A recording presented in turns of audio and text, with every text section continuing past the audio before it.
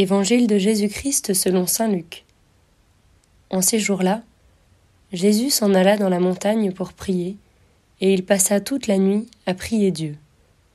Le jour venu, il appela ses disciples et en choisit 12, auxquels il donna le nom d'apôtres. Simon, auquel il donna le nom de Pierre, André, son frère, Jacques, Jean, Philippe, Barthélemy, Matthieu, Thomas, Jacques, fils d'Alphée, Simon, appelé le Zélote, Jude, fils de Jacques, et Judas Iscariote, qui devint un traître. Jésus descendit de la montagne avec eux et s'arrêta sur un terrain plat. Il y avait là un grand nombre de ses disciples et une grande multitude de gens venus de toute la Judée, de Jérusalem et du littoral de Tyr et de Sidon.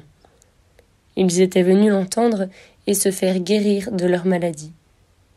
Ceux qui étaient tourmentés par des esprits impurs retrouvaient la santé.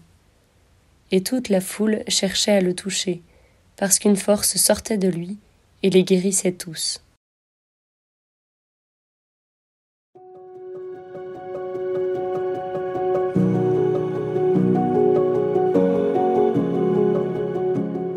L'évangéliste saint Luc insiste à plusieurs reprises sur la prière de Jésus.